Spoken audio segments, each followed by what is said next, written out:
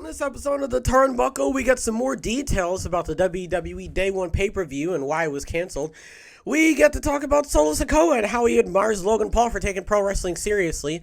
There are some top AEW stars that refuse to work with CM Punk if he's brought back, and for some reason, people in AEW are pulling for MJF's babyface turn. Folks, without further ado, it's time to hit a final cut into some wrestling news because it's time for what? I feel like you already know, but I'm going to say it anyway. That's right, it's the Turnbuckle.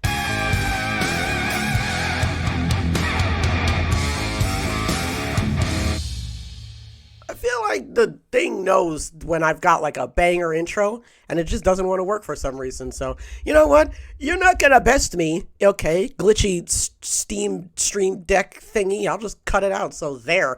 All right. First, okay. WWE made a call to cancel Day 1 pay-per-view after selling travel packages for the event. According to Dave Meltzer in the Wrestling Observer newsletter, the company did not even put up tickets for sale for the Day 1 event. The same venue where the event was going to take place will now feature a house show instead. That didn't stop them from selling travel packages. The final Day 1 story is this. WWE did cancel the Day 1 show at the State Farm Arena in Atlanta and will now run that building instead for a house show on December 27th. Tickets had never gone on sale to the public for January 1st, however.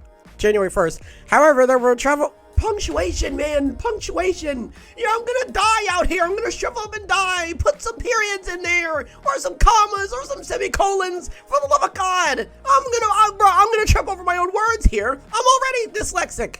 This is killing me, man. I'm dying. Tickets had never gone on sale. However, there were travel packages that people had purchased for Day 1 ahead of the on sale. The ticket link for Day 1 now takes you to the house show.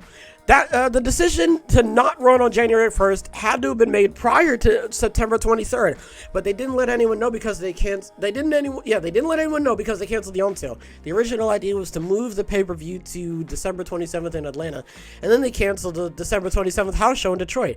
Then the decision was made to axe the pay-per-view and go from November 26th Survivor Series to January 28th Royal Rumble without a pay-per-view.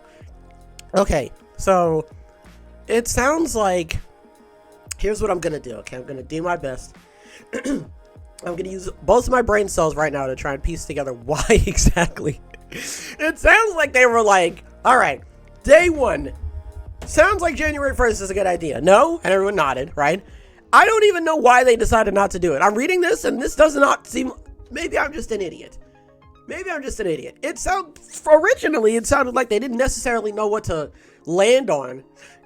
So they were just like, all right, we're just going to can it, which kind of seems weird because originally it was going to be a house show, but then they were just like, it was going to be a house show. And then they were just like, no. And then they were, no, yeah, okay. Oh my God. No, it was going to be the not to run have been made prior. They didn't let anyone know. Yeah. And we'll now run that. Okay. So it was originally going to be the pay-per-view and then it was the house show. I thought it was a house show, and then it was the pay-per-view, and now it's the house show again. I confused myself, but no. Yeah, I have no idea why they did this. The tickets never even went on sale, so it sounded like they never even went on sale. But again, I already talked about this, and I was like, well, maybe the reason why is because they couldn't figure out a date. And then they were running around with that for like a whole couple days, and then they were like, forget it. The decision not to run had to have been made prior, but they didn't let anyone know because they canceled the on sale. I don't know what the on sale. I assume they're talking about the tickets. I assume it had to have been made prior to September 23rd. Okay. And then they canceled the house show. And then they axed the pay-per-view. I'm so confused as to why they did this. I don't necessarily know why they did it. I mean, I would argue that, I don't know, Vince probably was like, this is a good idea and I think we should do this. And Nick Khan was like, yeah, man, I agree. And then Vince left, and then Nick and Triple H were like, what the hell is this doing here? You know, I genuinely don't really know why. I mean, we know why, but, like, it seems weird to just be like, do we want it on the 1st, or do we want it on the 17th? We don't know. I'll just cancel it. That just seems really, like, premature. And apparently, it was... They knew about it. The decision had been made prior to September 23rd. So they pretty much like axed it before it was even thought of, I guess. I don't know. That's a weird pay-per-view. The poor thing. May it rest in peace, I guess. It literally only lasted for one day and that was it. And, I mean, nothing else has really been... You know what, though? Listen, who's to say there's not going to be a pay-per-view called Day One at some point in the near future? Who's to say? I'm not going to sit here and say that this is the last we're ever going to see of WWE Day One. I feel like it's going to pop up at some point. I just don't know when. And it'll, there you go. You'll have it back and everyone will be satiated. Next, we're going to talk about Solo Sikoa and how he admires Logan Paul for taking pro wrestling seriously. While speaking with Mirror Sport, Solo Sikoa stated that he admires Logan Paul for taking pro wrestling seriously. That's what I just said. Logan Paul's a hell of an athlete. He's a great boxer. I think he's always been a fan of wrestling and wanted to try and get into it. And once he found out what we actually do, he took it even more seriously. I'm happy to see everybody that comes from the outside world that takes our sport seriously, like Paul or Bad Bunny, because everybody wants to say it's scripted, but that ring ain't scripted. That ring hurts. Okay. Can I say something controversial yet brave? Can I play devil's advocate? Do you think Logan Paul is just being good at wrestling on purpose so that he can, like, slag it off? Like, do you think that Logan Paul actually does care about wrestling? Or do you think that Logan Paul is Logan Paul and he's like, I want to be really, really, really, really, really good at that? And it's like, well, what is it? And he's just like, I don't know. My eyes are closed and I'm just pointing in a random direction and it just so happened to be wrestling. Do you think Logan Paul was like, I'm going to go in there and I'm going to learn from the best and I'm going to do my best in the ring? So that way, like, no one can say anything. You know what I mean? Like, no one has an excuse. I'm not going in here because, like, I like wrestling. I'm just going in here because I want to be good at it. And the only way to be good at it is that you have to be athletic and you have to be, you know, you have to have dexterity and agility and all that sort of stuff. And he's got most of that, to be fair. You know, credit to him. He's already got that in him. You know, so all he needs to do is just head into, and he's got a bit of boxing knowledge. So he knows a bit about, like, I would argue he knows a little bit about, like, how to really, like, get yourself in shape in terms of, like, how to conduct yourself. Like, I feel like he's got a pretty decent understanding already. I don't know. I know this could not be true, but I wouldn't put it past Logan Paul to be like, oh, yeah, I never really went into wrestling specifically to, like, you know, impress people. I just went in there because I wanted to be good at it, and I like being good at things, and there you go. I mean, I just wanted to see how fast I could get a championship, and WWE doesn't work like that. They are not just going to give you a belt just because you're really cool, you know? But yeah, I mean, I'm sure at the end of the day, Logan Paul is like, I respect the craft, I respect the competitors and all that sort of stuff, and I don't think that he's, it's a bit rude to just be like, oh, there's no way he's actually doing this, is he? You know? But I don't know. I mean, that's just me. Now, this could be 100% false, and that's perfectly fine with me, but I just wanted to throw that out there, you know, just in case, because you never know, all right? Because that's what I was talking about with Jake Paul, in the sense of, like, I feel like Jake, there's just something about him, and I can't piece it together. He used to be an asshat. He genuinely used to be an asshat. And then him and Logan took up boxing, and then they actually turned themselves around. They did the hokey pokey, right?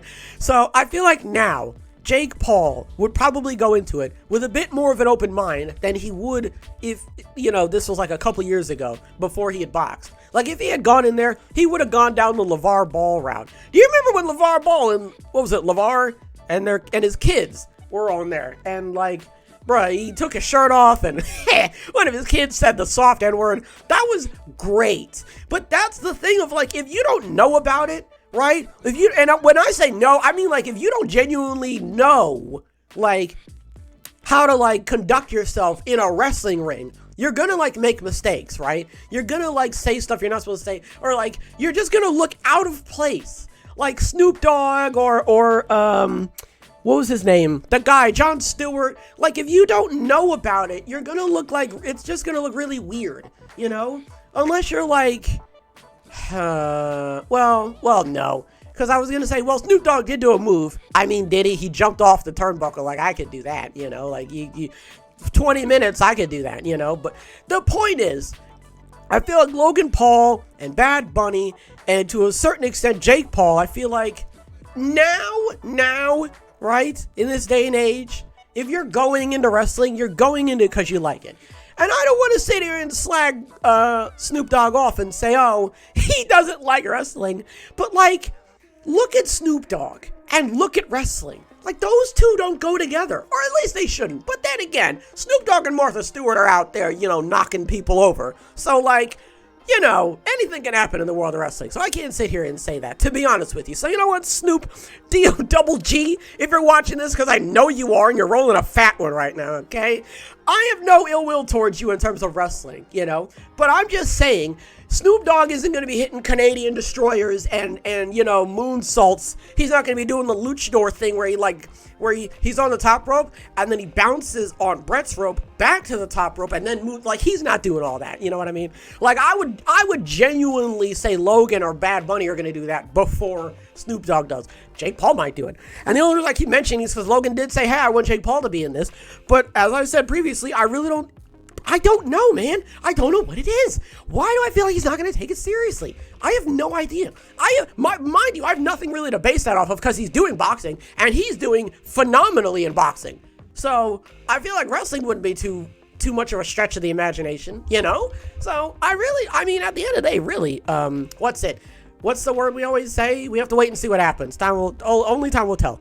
Next, top AEW stars refuse to work with CM Punk if he's brought back.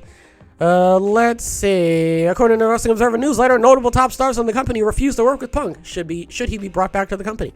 In Norfolk, on October 26th, it was noted that several of the top people were saying that Punk would not be back.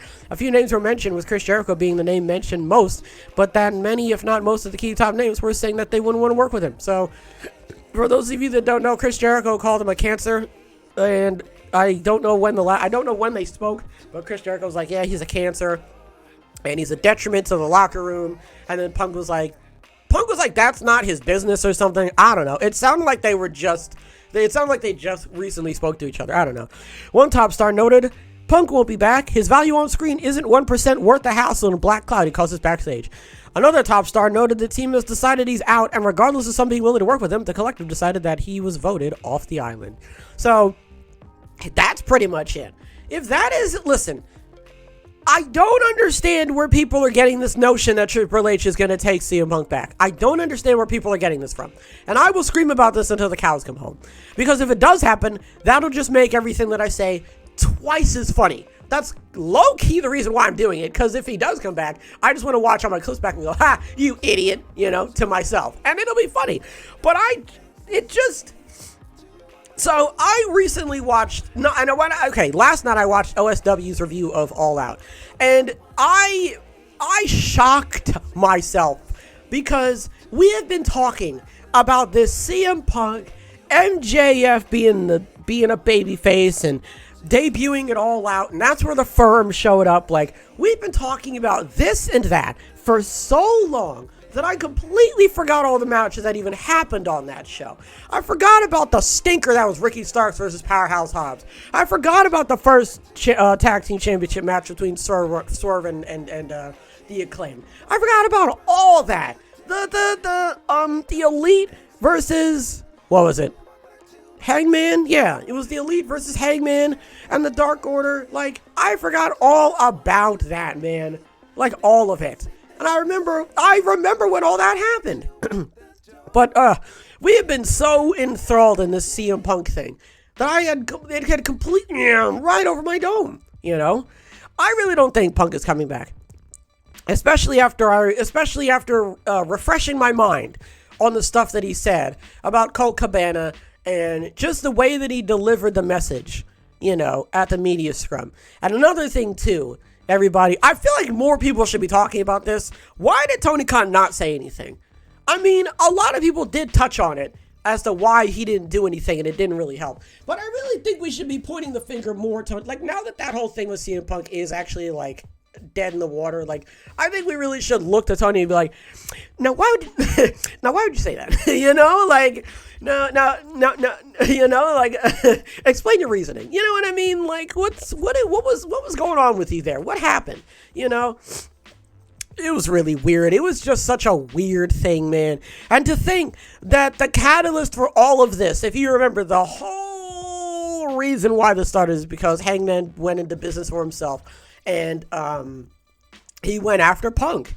And I was watching the OSW review, and they pointed out that Punk pulled a face of, like, how dare you, apparently. I mean, I didn't even know. Listen, here's the thing. Because I remember watching that back And I was like, that was a weird pay-per-view. That was a weird promo. It was just weird. Like, it was something like, I specifically remember that mindset of being like, that was a weird promo to do. I'm keeping AEW from you? That's weird. And then next week he called out, now I remember this too, because, not next week, but like later on, CM Punk called out Hangman, but he did it like, again, CM Punk went into business for himself. And I remember watching that and being like, oh good, CM Punk is talking about Hangman Page to sort of keep him in the loop, right, after this whole MJF situation blows over. You know what I mean?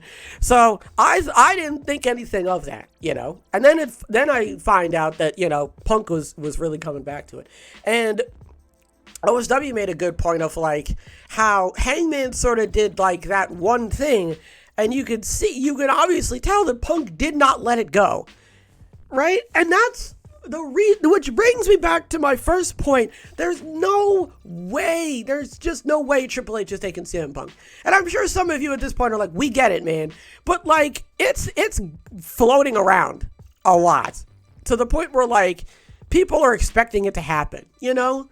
I really don't think it is. But man, if it does, that would be crazy. That'd be crazy if it happens. Man, we'll have to wait and see, man. Finally, people in AEW are pulling for MJF's babyface turn. That's a dumb idea. Now, here's my here it is. Are you ready for this? Here's my theory on MJF. I think that this is one big, giant, convoluted work. That's right. I said it. It's a work. I'm one of them. I'm pulling a wrestling Twitter community take. It's a work. Now, I mean, you could argue that it isn't, but I watched his promo last Wednesday, and I just couldn't help but think to myself, he is really, really pandering. He's pandering a lot. And whenever he talks to Stokely, that's usually when, like, we see the real MJF come out a little bit. But when he was walking around and he was like, oh, Virginia's for devil worshippers, and then he put that picture out on Twitter of, like, oh, the cat won't get off of me. Like, he never does that. And all of a sudden, he's like, hey, guys, look, I have a cat now. You know, like, he's trying to be funny. He's trying to be, like, relatable. Like, hey, guys, look, it's that thing where, like, my cat, you know. I feel like it's all a work. He is playing us like a damn fiddle. I'm telling you. We've got the wool over our eyes. He's a wolf, and he barely even has sheep's clothing on, and we're just like, yeah, man, what's up? I'm telling you. It's a big goddamn work. And he's going to do something despicable. He's going to do something despicable at Full Gear. But then again, but see, that would be poetic. That would just be great. He's going on this whole tirade for months on months on months, saying, I want Moxley at 100%. I'm not going to do anything to Moxley. Nobody touch Moxley. You know, I want everybody to know that I earned it. I want this and that. All so that when Full Gear comes around, he Pearl Harbors them in the Goonies with his arm. Bow, 1, 2, 3, that's it. And then, boom, he becomes the world champion. But he becomes the world champion on his terms, and he does it as a heel. He pulls a heel turn. Not even a heel turn, because he was always a heel. There is no babyface turn. I'm telling you, it's one big farce. He's a phony. A big fat phony. I'm telling you. What do we talk about? WWE canceled day one. I mean, I was really just curious as to what the whole detail as to why they did it. But I'm more confused than I was before, if I'm being totally honest. I read the whole thing and I still don't know. I genuinely do not know why they canceled it. I'm looking at this, right? They're like, oh, it's going to be a house show. And then we like pulled the house show curtain down and now it's going to be a pay-per-view. And then we knocked the curtain, and then we knocked the cardboard stand over and now it's nothing now. Like, I don't know. So it was here, it was gone tomorrow. So let's go, and Miles Logan Paul for taking pro wrestling seriously. I mean, that's what you want. You want a bunch of wrestlers to come up out of the woodwork and be like, yeah, he really gets it and he knows what he's doing and everything. So if you're Logan Paul, you're really happy to hear this. And I'm not going to stand by it, but I'm just going to throw this out there and you don't have to take it, okay? Do you think Logan Paul is doing this all just because he knows that if he half-asses it, no one's going to say anything, and he's doing good on purpose so that, like, he can be like, yeah, that's right, I also wrestle. You know what I mean? Like, is he just doing this to pad his resume? And he doesn't actually care. Who knows? top AEW stars refuse to work with CM Punk if he's brought back. That's pretty much it for him. That is pretty much it. So even if, and the only reason why I say this is because even if Tony Khan somehow, for some reason, is like, no, but look at his face though, and he like brings him back, he's not working with anyone. No one's gonna want to work with him, and he's gonna be like, they're gonna kick him out. If Tony doesn't fire him, they're just gonna like lock him out of the stadium. Like, it'd be crazy. I'd love to see that. That'd be great. And MJF's not, he's not a face. I'm telling you, he's not a face. I'm telling you. Watch his promos and watch it in the sense of a heel trying to pander his ass off. Watch it in the sense of a heel pretending to be a babyface just so he can make everybody happy. And then, I'm telling you, your perspective on him will change. I'm telling you. It's a big work, and we're all a bunch of, jabroni marks who can't figure out a work from a shoot and work themselves into a shoot work because we're jabroni marks shoot. HH. That's going to do it for this episode, boys. Hopefully everybody has a wonderful tonight and a wonderful tomorrow. And as always, big hugs. Big hugs all around.